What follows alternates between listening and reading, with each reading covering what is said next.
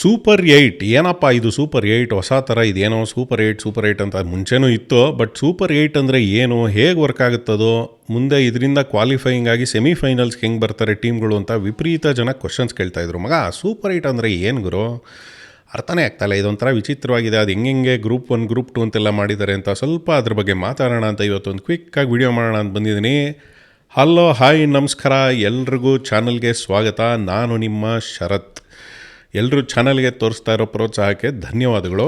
4,500 ಏನೋ ಸಬ್ಸ್ಕ್ರೈಬರ್ಸ್ ಆಗಿದ್ದಾರೆ. 5,000 ಬೇಗ ಆಗಬೇಕು. ಬೇಗ ಎಲ್ಲರೂ ಸಬ್ಸ್ಕ್ರೈಬ್ ಮಾಡ್ಕೊಳ್ಳಿ. ಸಬ್ಸ್ಕ್ರೈಬ್ ಮಾಡದೆ ನೋಡ್ತಾ ಇರೋರು ದಯವಿಟ್ಟು ಸಬ್ಸ್ಕ್ರೈಬ್ ಮಾಡ್ಕೊಳ್ಳಿ. ಅಷ್ಟೇ ನನ್ನ ಒಂದು ಕೋರಿಕೆ ಅಂತ ಅಂದ್ಕೊಂಬೋಣ. ಈಗ ಸೂಪರ್ 8 ಬಗ್ಗೆ ಮಾತಾಡೋಕ್ಕೆ ಮುಂಚೆ ಕ್ವಿಕ್ಕಾಗಿ ನೆನ್ನೆ ಇಂಡಿಯಾ ಮತ್ತು ನೆದರ್ಲ್ಯಾಂಡ್ಸು ಈ ಮ್ಯಾಚ್ ಆಡಿದ್ರು ಅಹಮದಾಬಾದಲ್ಲಿ. ಎಲ್ಲ ಮ್ಯಾಚು ಅಹಮದಾಬಾದು ಬಾಂಬೆ ಇಲ್ಲೇ ಆಡ್ಕೊಂಬರ್ತಾರೆ ಗುರು, ಇದೇನೋ ಅರ್ಥನೇ ಆಗ್ತಾಯಿಲ್ಲ. ಇತ್ತೀಚೆಗೆ ಲಾಬಿ ಜಾಸ್ತಿ ಆಗೋಗ್ಬಿಟ್ಟಿದೆ, ಎಲ್ಲ ಕಡೆ ಆಡ್ಕೊಂಬರ್ತಾರೆ. ನಮ್ಮ ಚಿನ್ನಸ್ವಾಮಿಲಿ ಆಡದೇ ಇರೋಕ್ಕೆ ಬೇರೆ ಕಾರಣಗಳಿದ್ದಾವೆ, ಅದೆಲ್ಲ ಬೇರೆ ವಿಷಯ. ಬಟ್ ಎಲ್ಲ ಕಡೆನೂ ಸ್ಪ್ರೆಡ್ ಮಾಡಬೇಕು, ಎಲ್ಲ ಕಡೆ ಚೆನ್ನಾಗಿ ಇನ್ಫ್ರಾಸ್ಟ್ರಕ್ಚರು ಈಗೆಲ್ಲ ಡೆವಲಪ್ ಆಗಿದೆ, ಆಡ್ಬೋದು. ಬಟ್ ಎಲ್ಲ ನೋಡಿದ್ರೆ ಅಹಮದಾಬಾದ್ ಅದೇ ನರೇಂದ್ರ ಮೋದಿ ಕ್ರೀಡಾಂಗಣ, ಅಲ್ಲೇ ಮ್ಯಾಚ್ಗಳು, ಅಲ್ಲಿ 1.5 ಲಕ್ಷನೋ 1.25 ಲಕ್ಷ ಕೆಪಾಸಿಟಿ. ನೆನ್ನೆ ಒಂದು 70,000 ಇದ್ದರೆ ಹೆಚ್ಚು ತುಂಬ್ದಂಗೆ ಇತ್ತು. ಸಂತೋಷ, ನೆನ್ನೆ ಮ್ಯಾಚ್ ಗೆದ್ದರು. ಮತ್ತು ಅಭಿಷೇಕ್ ಶರ್ಮಾ ಮತ್ತೆ ಕನ್ಸಿಕ್ಯೂಟಿವಾಗಿ ಮತ್ತೆ 3ನೇ ಸಲ 0 ಸುತ್ತಬಿಟ್ಟು ಹೋಗಿದ್ದಾರೆ. ನಮ್ಮ ಗಣೇಶ್ ಕಾರಂತರು ಹೇಳೋಂಗೆ ಅವ್ರಿಗದೇನೋ ಒಂಥರ ವಿಪರೀತ ಹುಚ್ಚಿದೆ. ಯಾಕಂದರೆ ನಾನು ಓಪನ್ ಮಾಡೋದೇ, ನಮ್ಮ ಸ್ಕೋರ್ ಬೋರ್ಡ್ ಓಪನ್ ಮಾಡೋದೇ ನಾನು ಬೌಂಡ್ರಿ ಅಥವಾ 6 ಹೊಡೆದ್ಬಿಟ್ಟೆ ಅಂತ ಒಂಥರ ದೀಕ್ಷೆ ತೊಗೊಂಡಿದ್ದಾರೆ. ಅದೇನು ಯುವರಾಜ್ ಸಿಂಗ್ ಹತ್ರ ದೀಕ್ಷೆ ತೊಗೊಂಡಿದ್ದಾರೆ ಏನು ಅಂತ ಗೊತ್ತಿಲ್ಲ. ಬೇಗ ಅದರಿಂದ ಆಚೆ ಬರಬೇಕು. ಸಿಂಗಲ್ಸ್ ಆಡ್ಕೊಂಡು ಒಂದು ಸ್ವಲ್ಪ ಒಳ್ಳೊಳ್ಳೆ ಟೂರ್ನಮೆಂಟಲ್ಲಿ ಒಳ್ಳೆ ಭವಿಷ್ಯ ಇರೋ ಆಟಗಾರ, ಸಾಕಾತಾಗಿ ಹೊಡಿತಾರೆ. ನೋಡಿದ್ರೆ ಮತ್ತು ನೆನ್ನೆನೂ ಭೈಡ್ ಅಂತ ಬಾರ್ಸಕ್ಕೆ ಹೋಗಿ 0 ನೆನ್ನೆ ಹೊಡೆದಿದ್ದು ವೇಸ್ಟ್ ಶಾಟು, ಸರಿ ಹೋಯಿತು. ಅದಾದಮೇಲೆ ಇಶಾನ್ ಕಿಶನ್ನು ಅವರು ಒಳ್ಳೆ ಚೆನ್ನಾಗಿ ಅವಕಾಶ ಉಪಯೋಗಿಸ್ಕೋತಾ ಇದ್ದಾರೆ. ಎಲ್ಲೋ ಇದ್ದವ್ರು ಇವಾಗ ಸ್ಥಾನ ಭದ್ರ ಮಾಡ್ಕೊಳ್ಳೋ ಅಂಥ ಒಂದು ಮೆಚೂರ್ಡ್ ಪ್ಲೇ ಕಾಣಿಸ್ತಾ ಇದೆ.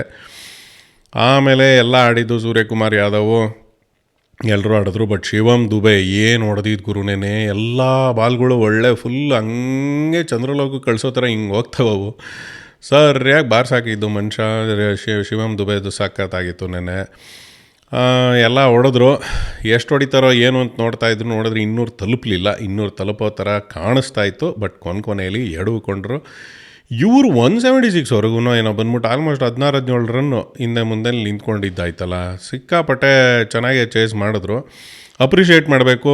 ಅಗೈನ್ ಎಲ್ಲ ಬಂದಿರೋವಂಥ ಸಣ್ಣ ದೇಶಗಳು ಅಥವಾ ಕ್ರಿಕೆಟ್ನ ಇತ್ತೀಚೆಗೆ ಕಂಡುಬಿಡ್ತಾ ಇರೋವಂಥ ದೇಶಗಳು ಆಡ್ತಾ ಇರೋ ರೀತಿ ಈ ವರ್ಲ್ಡ್ ಕಪ್ಪಲ್ಲಿ ಭಾಳ ಖುಷಿ ಅಂತೂ ಆಗಿದೆ. ಸಂತೋಷದ ವಿಚಾರ.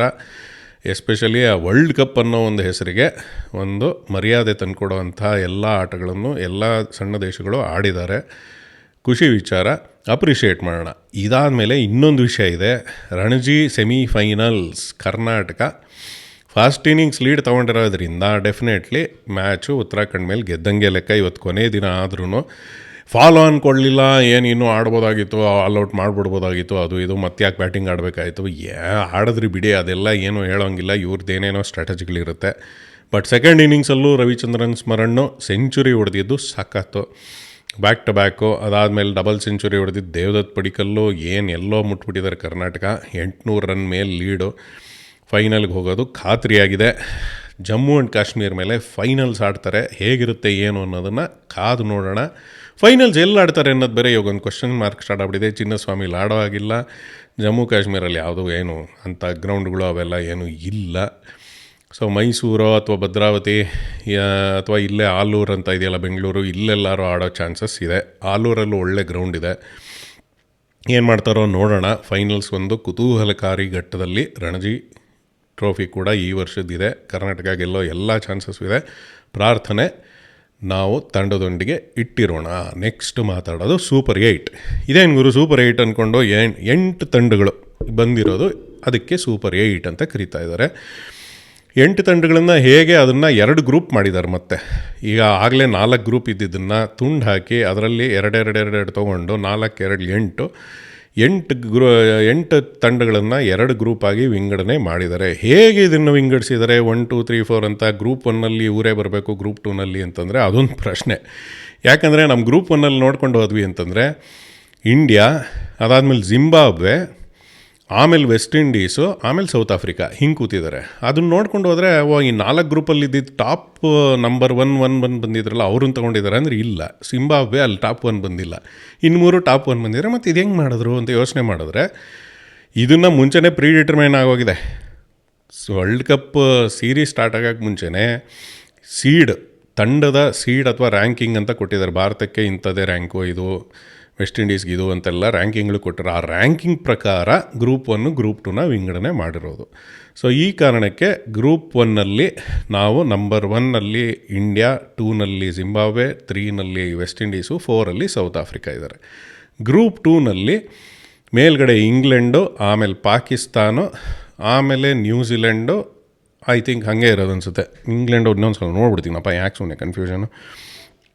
England, Pakistan, Sri Lanka, New Zealand. England, Pakistan, Sri Lanka, New Zealand. ಈ ಕಡೆ England, Zimbabwe, West Indies, South Africa ಸ್ಕ್ರೀನಲ್ಲಿ ನೋಡ್ತಾ ಇರ್ತೀರಿ. ಹೀಗಿದೆ ಗ್ರೂಪ್ 1, ಗ್ರೂಪ್ 2 ಈ ರೀತಿ ಕೂತಿದ್ದಾರೆ.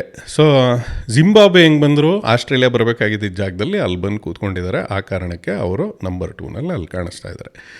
ಈಗ ನೆಕ್ಸ್ಟ್ ಸೂಪರ್ 8ಅಲ್ಲಿ ಹೇಗೆ ಆಡ್ತಾರೆ ಅಂತಂದರೆ ಮತ್ತೆ ರೌಂಡ್ ರಾಬಿನ್ ಥರನೇ. ಏನು ಅಂದರೆ ಈ ಗ್ರೂಪ್ 1ನಲ್ಲಿರೋರು ಎಲ್ಲರ ಮೇಲೂ ಒಂದೊಂದು ಮ್ಯಾಚ್ ಆಡಬೇಕು. ಸೊ ಇಂಡಿಯಾ 3 ಮ್ಯಾಚ್ ಆಡ್ತಾರೆ, ಒಂದು ಜಿಂಬಾಬ್ವೆ ಮೇಲೆ, ಆಮೇಲೆ ವೆಸ್ಟ್ ಇಂಡೀಸು, ಸೌತ್ ಆಫ್ರಿಕಾ. ಆದರೆ ಆ್ಯಕ್ಚುಲಿ ಅದನ್ನು ನೋಡ್ಕೊಂಡು ಹೋದ್ವಿ ಅಂತಂದರೆ ಫಸ್ಟ್ ಆಡೋದು ನಾವು ಸೌತ್ ಆಫ್ರಿಕಾ ಮೇಲೆ ಆಡ್ಬಿಡ್ತೀವಿ, ಅದಾದಮೇಲೆ ಜಿಂಬಾಬ್ವೆ ಮೇಲೆ, ಆಮೇಲೆ ಕೊನೆಯ ಮ್ಯಾಚು ವೆಸ್ಟ್ ಇಂಡೀಸ್ ಮೇಲೆ ಆಡ್ತೀವಿ. ಸೊ ಇದು ಅದು ಸ್ಕೆಡ್ಯೂಲು ಎಲ್ಲ ಮತ್ತೆ ಅದರಲ್ಲಿ ಇನ್ನೊಂದು ಸ್ಕ್ರೀನಲ್ಲಿ ಕೊಟ್ಟಿರ್ತೀನಿ, ಇಲ್ಲಿ ನೋಡ್ಕೊಳ್ಳಿ. ಸೊ 3 ಮ್ಯಾಚ್ ಆಡ್ತಾರೆ, ಎಲ್ಲರೂ 3 ಮ್ಯಾಚು, ಇಲ್ಲಿ 3 ಮ್ಯಾಚು. ಸೊ ಟೋಟಲ್ಲು ಒಟ್ಟು 12 ಮ್ಯಾಚ್ ಮುಗಿಯುತ್ತೆ. 12 ಮ್ಯಾಚ್ ಮುಗಿದ್ರೆ ಗ್ರೂಪ್ ಸ್ಟ್ಯಾಂಡಿಂಗ್ಸ್ ಪ್ರಕಾರ ಯಾರು ಗ್ರೂಪ್ 1ನಲ್ಲಿ ನಂಬರ್ 1 ಪೊಸಿಷನಲ್ಲಿರ್ತಾರೆ ಹಾಗೂ ಗ್ರೂಪ್ 2ನಲ್ಲಿ 2ನೇ ಪೊಸಿಷನಲ್ಲಿರ್ತಾರೆ, ಅವರು ಸೆಮಿಫೈನಲ್ಸ್ ಆಡ್ತಾರೆ. ಇಲ್ಲಿ ಗ್ರೂಪ್ 2ನಲ್ಲಿ ಅಲ್ಲೂ ಅಷ್ಟೇ, ಫಸ್ಟ್ ಯಾರಿರ್ತಾರೋ ಗ್ರೂಪ್ 2ನಲ್ಲಿ ಅವರು ಗ್ರೂಪ್ 1ನ ಸೆಕೆಂಡ್ ಪೊಸಿಷನ್ ಇರೋರ ಮೇಲೆ ಸೆಮಿಫೈನಲ್ಸ್ ಆಡ್ತಾರೆ. ಅದಾದಮೇಲೆ ಅದರಲ್ಲಿ ವಿನ್ ಆದವರು ಸೆಮಿಫೈನಲ್ 1 and 2ನಲ್ಲಿ ವಿನ್ ಆದವರು ಫೈನಲ್ಸ್ ಮಾರ್ಚ್ 8ನೇ ತಾರೀಕು ಆಡ್ತಾರೆ. ಮಾರ್ಚ್ 8ನೇ ತಾರೀಕು ಎಲ್ಲ ಆಡ್ತಾರೆ, ಅದು ಅಹಮದಾಬಾದ ಅಥವಾ ಕೊಲಂಬೋನ, ಬೇಸ್ಡ್ ಆನ್ ಶ್ರೀಲಂಕಾ ಅಥವಾ ಇಂಡಿಯಾ ಯಾರು ಬರ್ತಾರೆ ಅನ್ನೋ ಪರಿಸ್ಥಿತಿಯಲ್ಲಿ ಬರ್ತಾರೆ. ನಿಮ್ಮ ಅನಿಸಿಕೆಯಲ್ಲಿ ಯಾರು ಬರ್ಬೋದು, ಏನು ಕತೆ? ನನಗೆ ಗೊತ್ತಿರೋಂಗೆ ಶ್ರೀಲಂಕಾಗೆ ಒಳ್ಳೆ ಚಾನ್ಸ್ ಇದೆ. ಆಡ್ತಾ ಇರೋ ರೀತಿ ನೋಡಿದ್ರೆ ನ್ಯೂಜಿಲೆಂಡು ಸೂಪರಾಗಿ ಆಡ್ತಿದ್ದಾರೆ, ಎಲ್ಲ ಸಂತೋಷ. ಪಾಕಿಸ್ತಾನ ಇನ್ನೊಂದು ಮ್ಯಾಚ್ ನಮ್ಮ ಮೇಲೆ ಆಗುತ್ತಾ ಇಲ್ವೋ, ಇದೆಲ್ಲ ಒಂದು ಕುತೂಹಲ, ಕಾತುರ ಎಲ್ರಿಗೂ ಇದ್ದೇ ಇರುತ್ತೆ. ಆಡ್ತಾರ ನೋಡೋಣ, ಇನ್ನೊಂದು ಆಡೋ ಚಾನ್ಸಸ್ ಇದೆಯಾ, ಏನು ಕತೆ? ಬಟ್ ಅವ್ರು ಬಂದ್ರಂತೂ ಸುಲಭ, ಸೆನ್ಸೇಷನ್ನು ಮಜಾ ಇರುತ್ತೆ. ನಮಗಂತೂ ಸುಲಭ ಅಂತೂ ಆಗೇ ಆಗುತ್ತೆ. ಇಂಡಿಯಾ ಏನೇನು ಕರೆಕ್ಷನ್ಸ್ ಏನೂ ಮಾಡ್ಕೋಬೇಕಾಗಿಲ್ಲ. ಆಡ್ತಾ ಇರೋ ರೀತಿ ಚೆನ್ನಾಗಂತೂ ಇದೆ. ಒಬ್ಬರಿಲ್ಲ ಅಂದರೆ ಒಬ್ಬರು ಲೈಮ್ಲೈಟಿಗೆ ಬಂದು ಫಾರ್ಮಲ್ಲಿದ್ದಾರೆ, ಚೆನ್ನಾಗಿ ಆಡ್ತಾರೆ. ಬೌಲಿಂಗಲ್ಲಿ ಅದೇ ಸ್ವಲ್ಪ ಕುಲ್ದೀಪ್ ಯಾದವ್ದು ಏನೇನೋ ಕಿರಿಕಾಯಿತು, ಸೂರ್ಯಕುಮಾರ್ ಜೊತೆ, ಹಾರ್ದಿಕ್ ಪಾಂಡ್ಯನ್ ಜೊತೆ ಮೊನ್ನೆ ಪಾಕಿಸ್ತಾನ ಮ್ಯಾಚ್ ಮುಗಿದ ಮೇಲೆ ಸಹಜವಾಗಿ ಆಗುತ್ತೆ. ಯಾಕಂದರೆ ಆ ಮನುಷ್ಯ ಕ್ಯಾಚ್ ಬಿಟ್ಟ ಮೇಲೆ ಒಂಥರ ಹಾಟ್ ಹೆಡೆಡ್. ಅವರು ಸ್ವಲ್ಪ ಸಿಟ್ಟು ಜಾಸ್ತಿ ಆ ಕುಲ್ದೀಪ್ ಯಾದವ್ಗೆ. ಯಾವಾಗಲೂ ನೋಡ್ತಾರೆ ಕೆಂಪಿಗೆ ಕಾಣಿಸ್ತಾ ಇರುತ್ತೆ ಆ ಮನುಷ್ಯ. ಆಯಿತು, ಏನು ಕರೆಕ್ಷನ್ಸ್ ಏನು ಮಾಡೋವಂಥ ಅವಶ್ಯಕತೆಗಳಿಲ್ಲ. ಟೀಮ್ನೂ ಅಷ್ಟೇ ಆವತ್ತಿನ ಪಿಚ್ಚು ಮತ್ತು ಆಡ್ತಾ ಇರೋ ಗ್ರೌಂಡು ಕಂಡೀಷನ್ಸ್ ಮೇಲೆ ತಕ್ಕನಂಗೆ ಸೆಲೆಕ್ಟ್ ಮಾಡ್ತಾರೆ. ಅಷ್ಟು ಬ್ರಿಲಿಯನ್ಸು ಇಂಟೆಲಿಜೆನ್ಸು ಇದೆ. ಹೋಪ್ ಇಟ್ಕೊಂಡು ಸುಮ್ಮನೆ ಹೋಗೋಣ, ಏನು ತಲೆ ಕೆಡಿಸ್ಕೋ. ಬಟ್ ಅಭಿಷೇಕ್ ಶರ್ಮಾ ಸ್ವಲ್ಪ ಕರೆಕ್ಷನ್ಸ್ ಮಾಡ್ಕೋಬೇಕು, ಇಲ್ಲ ಅಂದರೆ ಆ ಮನುಷ್ಯನ ಸ್ಥಾನಕ್ಕೆ ಕೂತು ಬಂದ್ಬಿಡುತ್ತೆ. ಯಾಕಂದರೆ ಶುಭ್ಮನ್ ಗಿಲ್ನ ಬಿಟ್ಬಿಟ್ಟು, ಸ್ಯಾಮ್ಸನ್ನು ಬಿಟ್ಬಿಟ್ಟು, ಎಲ್ಲರನ್ನೂ ಬಿಟ್ಟು ತೊಗೊಂಡಿರೋವಂಥದ್ದು ಪೊಸಿಷನ್ನು. ಶುಭ್ಮನ್ ಗಿಲ್ ನಾನೇ ಆಡ್ಕೊಬಿಡೋದಾಯಿತು ಅಂತ ಶುಭ್ಮನ್ ಗಿಲ್ಗೂ ಅನ್ನಿಸ್ತಾ ಇರುತ್ತೆ. ಆ್ಯಂಡ್ ಎಲ್ಲರೂ ಶುಭ್ಮನ್ ಗಿಲ್ಗೆ ಫೇವರ್ ಇರೋರು ಎಲ್ಲ ಕಡೆ ಸೆಲೆಕ್ಷನ್ ಕಮಿಟಿಯಿಂದ ಹಿಡಿದು ಎಲ್ಲ ಪಂಡಿತರು, ಕ್ರಿಕೆಟ್ನ ಚಿಂತಕರ ಚಾವಡಿನಲ್ಲಿ ಸಿಕ್ಕಾಪಟ್ಟೆ ಜನ ಇದ್ದಾರೆ. ಸೊ ಈಸಿಯಾಗಿ ರಿಪ್ಲೇಸ್ ಮಾಡಿಬಿಡ್ತಾರೆ. ಒಳ್ಳೆ ಚಾನ್ಸ್ ಸಿಕ್ಕಿರೋದನ್ನ ಅಭಿಷೇಕ್ ಶರ್ಮಾ ಮಿಸ್ ಮಾಡ್ಕೋಬಾರ್ದು. ಟ್ಯಾಲೆಂಟು ಹಾಗೆ ಇದೆ, ನಮಗೂ ಲಾಸ್ ಆಗಿಬಿಡುತ್ತೆ. ಒಳ್ಳೆ ಹೊಡೆತಗಳು ನೋಡೋಕ್ಕಂತೂ ಮಜಾ ಇರುತ್ತೆ.